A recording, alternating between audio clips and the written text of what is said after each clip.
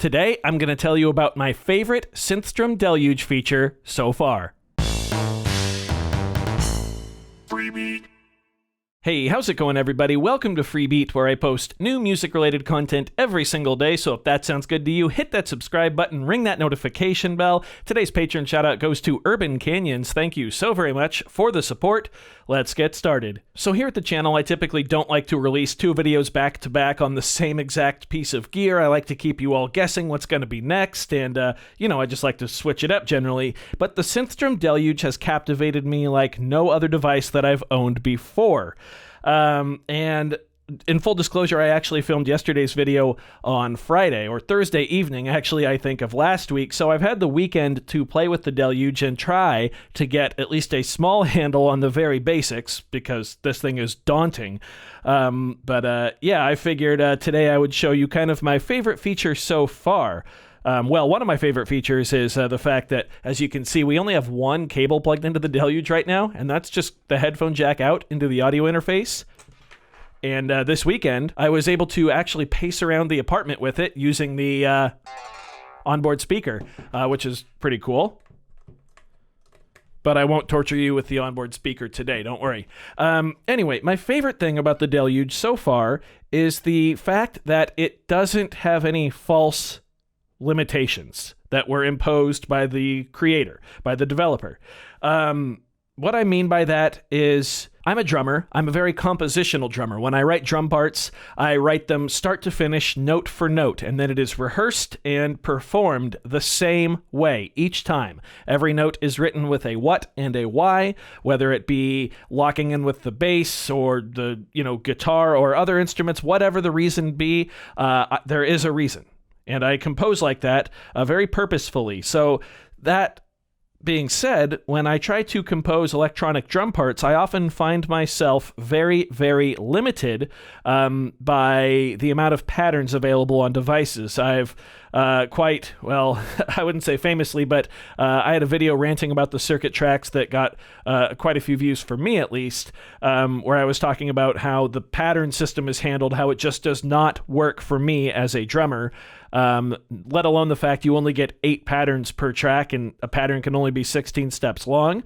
I've also sung the praises of things like the Electron Model Cycles, because that device gives you 96 patterns where each pattern can be 64 steps long. So, the stuff I write winds up needing a ton of patterns because it might be the same section of a song that plays 5 or 6 times, but the drums are going to be different, even if it's just slightly each time. I don't like to repeat myself. And with the Deluge, I'm able to do that wonderfully. So let me give you an example. So let's go ahead and get a drum kit. Cool, we'll use this one. So let's go ahead and get a basic 4 on the floor here. Whoop. There we go. Let's get some hi-hat offbeats. There we go. And a snare drum on 2 and 4. Whoop, there we go.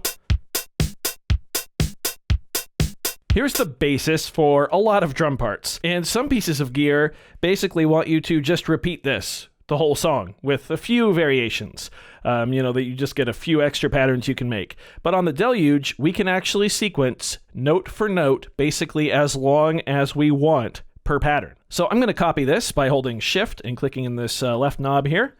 Now, if I hold down this knob, I can see that each little step on the grid here represents an 8th note, so we have 2 measures.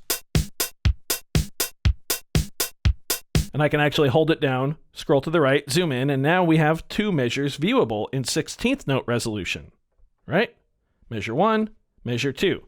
I'm going to zoom back out so I can see all of them. Shift, click this in. Now if I hold this down, each grid represents a quarter note, 4th. So we have 4 measures, and I can zoom in to the 16th note view, and now see that I have 4 measures of sequenceable drums. Zoom back out, copy it again. Now, second, these are all half notes.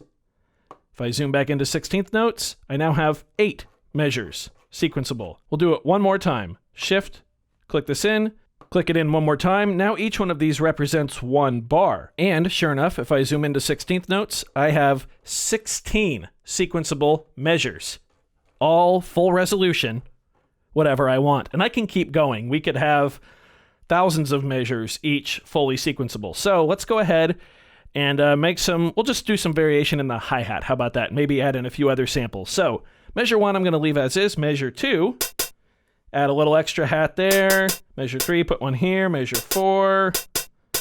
Now, normally, I'd sit and think about this very closely. Obviously, I don't want to subject you to all of that. Not in this video, anyway. Maybe we'll do something like that in the future.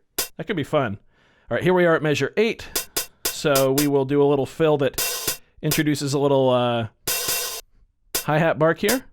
Nice. Now measure 9. Yeah, we'll go ahead and put a couple ride cymbals in there.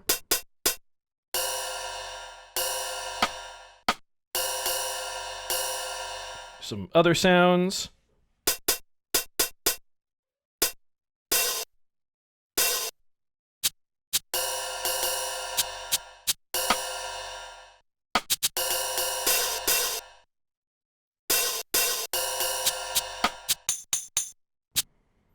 Measure 14.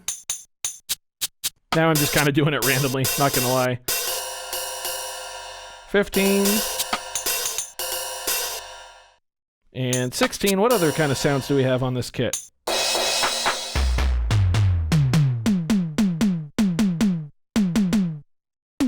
Here we go, we'll do a drum fill. Nice. Okay. Yeah, I'm going to zoom all the way out, so each one of these is one measure. There we go. And let's have a listen.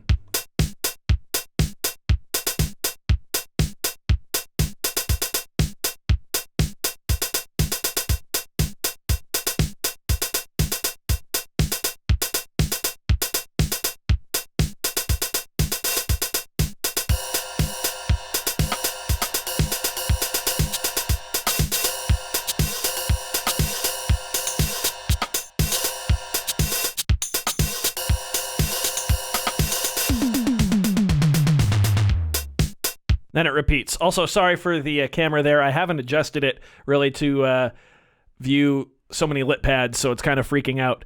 But there you go. That's my favorite feature of the Deluge so far. No false limitations. We can actually do that for any of the tracks that we want on here. So we could, go ahead and do that for a synth track if we want. I can also extend the length by holding Shift and just turning the left-right knob there too.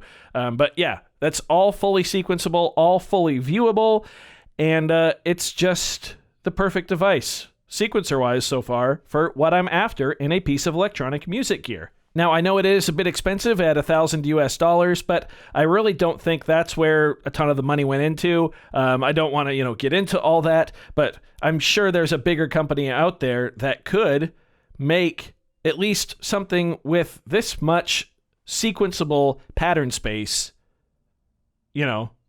This is really the only thing that exists like this, just sequencer space-wise, which is just absolutely ridiculous to me. Like, why? Why don't more people want more patterns and especially more individual viewable measures to sequence in? I get that a lot of electronic music is about sound design, but it's not just about sound design. It's also about what you do with those sounds. And composing, songwriting, arranging, all of that should be just as important as the sound design process as well. And so far, this is the only device that I've used that really puts emphasis on that. The OP1 does, but in a very different way, its own unique way, of course. But this is just something else, and I'm so excited to get to know it a little better, a lot better, as time goes on. So I do hope you enjoyed this one. If you did, be sure to leave a like on it. If not, you can always leave a dislike. That's okay too. Doesn't hurt my feelings, just makes me try that much harder next time. Either way, be sure to hit that subscribe button, ring that notification bell. Thank you all so very much for being here. Thanks for watching. We'll see you next time. Bye.